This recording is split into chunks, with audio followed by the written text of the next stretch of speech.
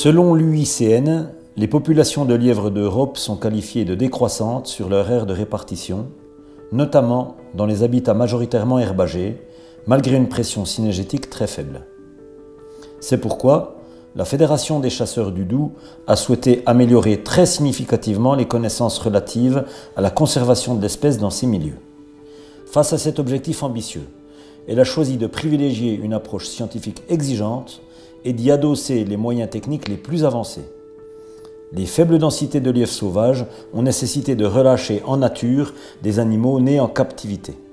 On y travaille depuis 2018 avec le cabinet d'études Fauninov qui nous assiste scientifiquement sur l'opération. Les lièvres ont été acclimatés dans des parcs de grande superficie pour être ensuite recapturés et équipés de colliers émetteurs de dernière génération.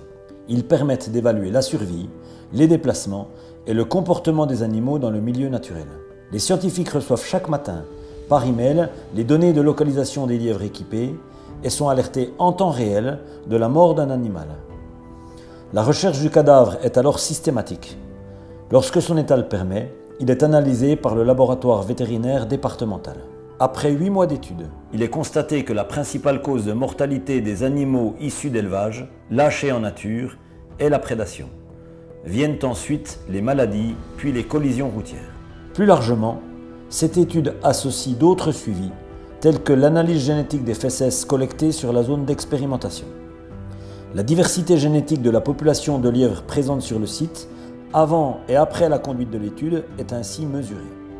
De plus, les comptages nocturnes permettent de mesurer l'évolution de la population à court, moyen et long terme.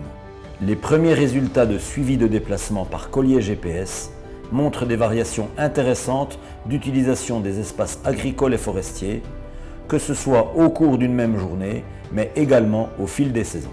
Ce projet scientifique ambitieux résulte de la collaboration de 3 partenaires. Tout d'abord, la Fédération départementale des chasseurs du Doubs, qui a vraiment souhaité percer le mystère lièvre, mais aussi celle de la Fédération nationale des chasseurs et de l'Office français de la biodiversité, qui, au travers de l'éco-contribution, ont apporté les moyens nécessaires à sa conduite. Donc les petits points représentent les localisations des individus et tous les contours représentent les domaines vitaux des individus, c'est-à-dire dans lesquels ils vont passer 95% de leur temps. Ces éléments permettront donc aux gestionnaires de définir les habitats sensibles de l'espèce en zone herbagère de moyenne montagne.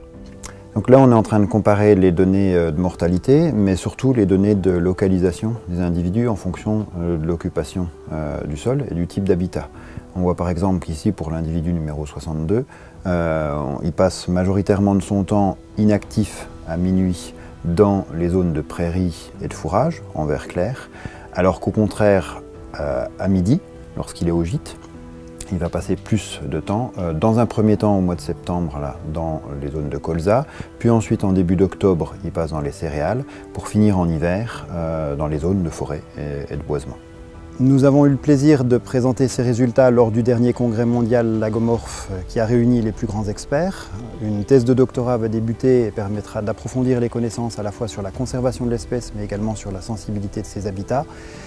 Et en complément des études réalisées sur les animaux nés en captivité, la seconde année intégrera l'étude d'animaux capturés sur site, donc nés en nature. Et donc je vous donne rendez-vous pour cette seconde étape.